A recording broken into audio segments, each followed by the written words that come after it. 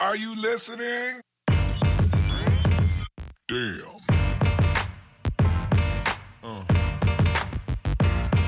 Yeah. Hey, beautiful people, it is your girl Tando Manaka, and I am Media Mom. I am back for another episode, guys. Welcome back. If you are new here, welcome to the crew. Hope you enjoy your time here. We learn and we grow together. And yeah, it's your girl. Sorry, I've been watching Kiki Palmer's Spirit Tunnel walk on repeat like it's Aaron Pierre. Like it's silly. It's silly, but I just love that hun. She's giving Whitney. She's giving Angela Bassett, and it's magnifique. Anyway, guys, please like, share, and subscribe. Don't forget. And let's get into this. Now, you guys know I'm always here for a good definition. So let's get into this. What is attribution modeling and what is a marketing funnel?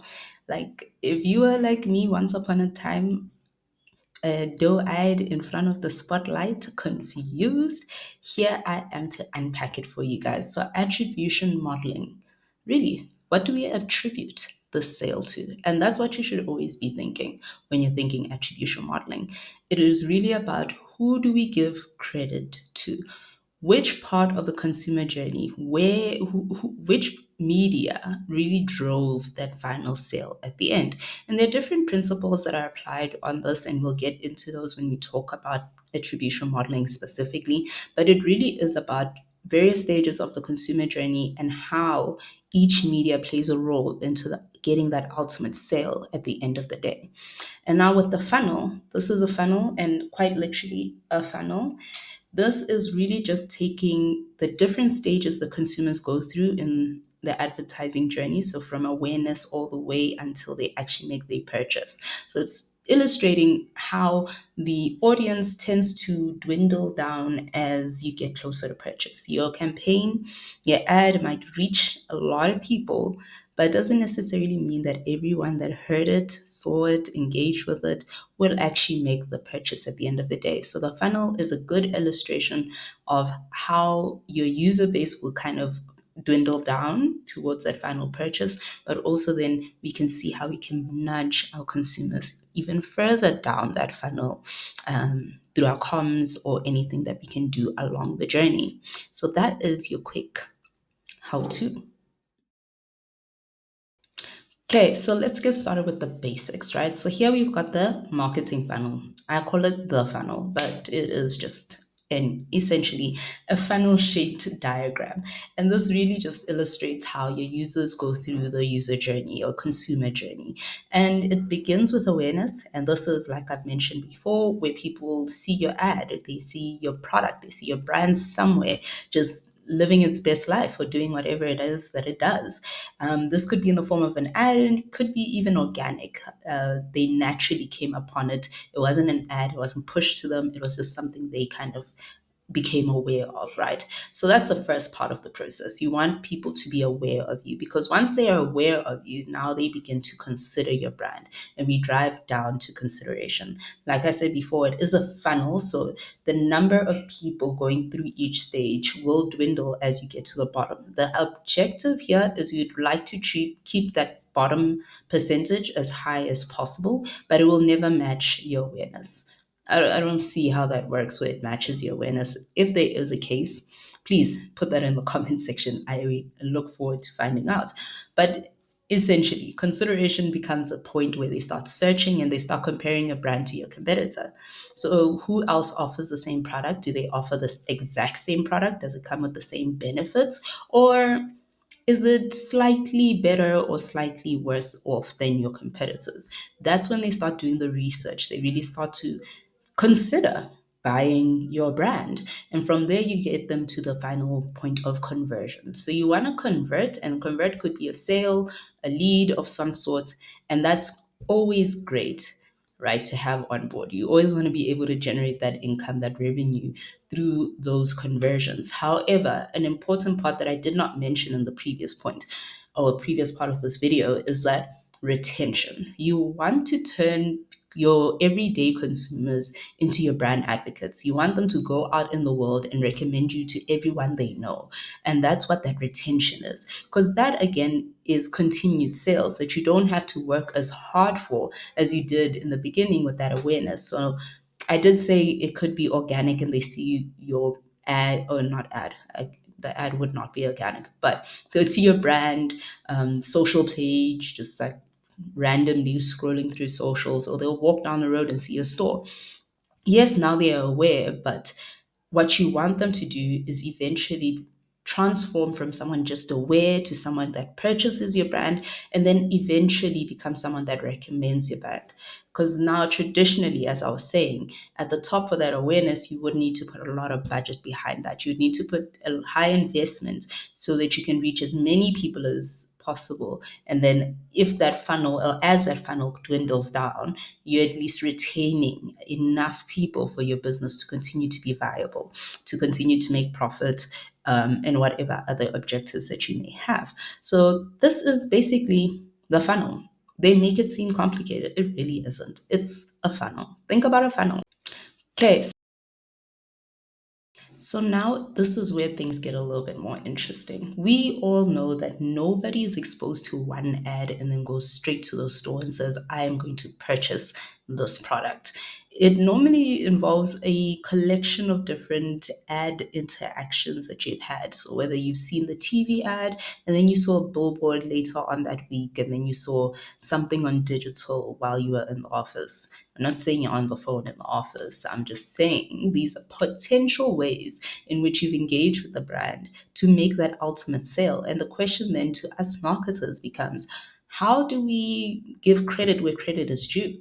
And that's where attribution modeling comes in. Attribution modeling has various models that are used currently in the industry that determine where we give the credit when it comes to the ultimate sale when running an ad campaign.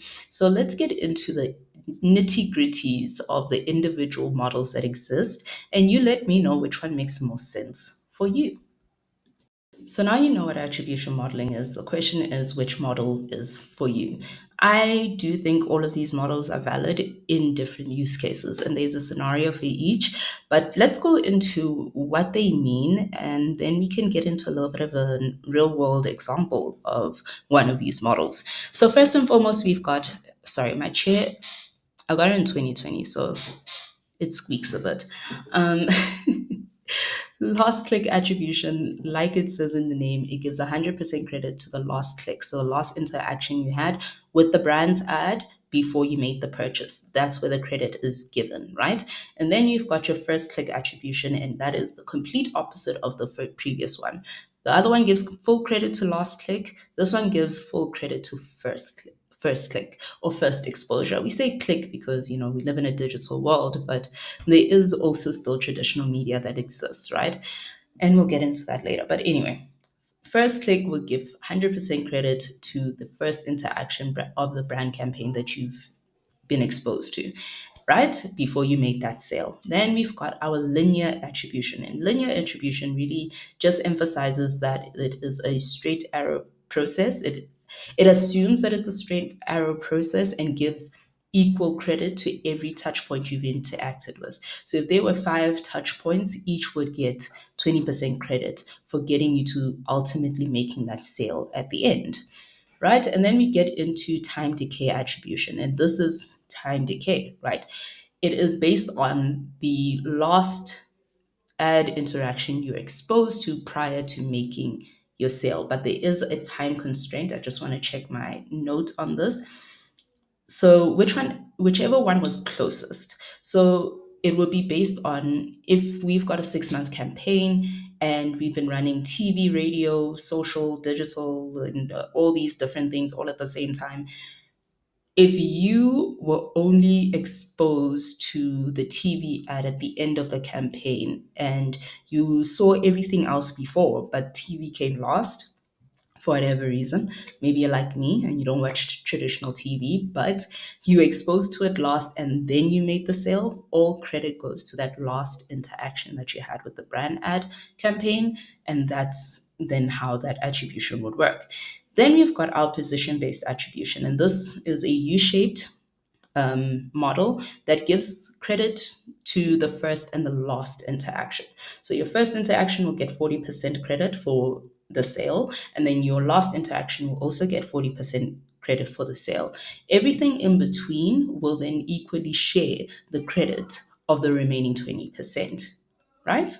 40, 40, 20. Yeah, that's 100%. So the in between that will those touch points or interactions will get to that 20% subdivided amongst each other for equal credit on that. But then the real credit is given, or emphasis is really placed on the first and the last thing that you saw prior to making your purchase. So a real life example, and unfortunately it's not like a positive one, but I'm going to talk about it anyway because it is topical right now. Honey is a brand that employed a lot of YouTubers during the period of, I believe, 2019 up until, I can't remember when I last saw a Honey ad. And I remember when I first saw it, I signed up. It sounded like almost too good to be true, and I should have known. I should have known. I should have known when I saw the deal. But essentially, what they did is they hired a group of YouTubers, very popular YouTubers, to promote this platform. And this platform offered you discounts for your favorite brands, and it would sweep the internet to go find you promo codes, right? Unfortunately, when they did this, what they did is they gave each YouTuber their own URLs with a unique UTM so that they could track who the credit needed to go to, right? That last click attribution. So, unfortunately, what was then realized, and there's a further deep dive, like CoffeeZilla and the likes have already gone into the details of this.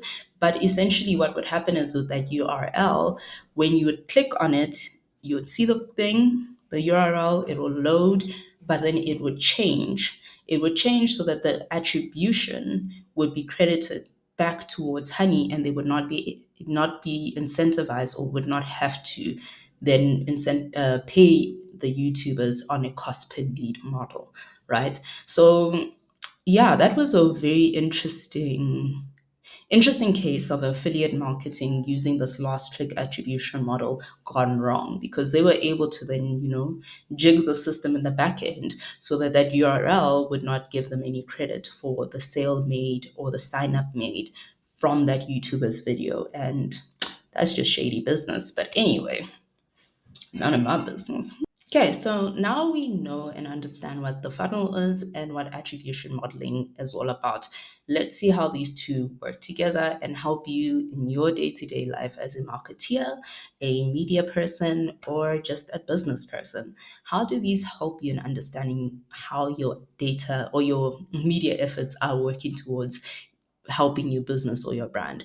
Well, these all offer different data points. It gives you different kind of understandings. And for example, when you're looking at the funnel, for example, top funnel is all about awareness. And if you're more concerned about awareness and the objective of your campaign or your communications is awareness, then you will most likely want to use the first click attribution, because that is again based on what first exposed you to consumers, and it gives you insight into what is it that resonated best for your consumers in terms of your communication, right? Or not even resonated, but what reached your consumers first when it comes to your communications plan. And then if you're also concerned with the bottom part of the funnel, so your conversions, then you would now look at a last click attribution model, because this then gives credit to the last click, right? So this would give you insight into which media or which brand interaction did your consumer engage with last before they were really inspired to make that final purchase at the end. And if you then want to have more of a holistic view, get more understanding, and this for me is always like top priority if you have not set those objectives of awareness and conversion, then this holistic view will be best achieved using your linear attribution model or your U shape attribution model, right? Because these, again, by giving credit to every interaction, whether it is equal shared credit like your linear, or just giving emphasis to your first and your last while giving some light to everything in between, this will give you a clearer picture of which mediums are working best for you and how you can then further leverage these mediums in future communications plans, marketing plans, media plans, and so on and so forth. So, you again let me know, which one do you think is best in your opinion? Which ones have you used?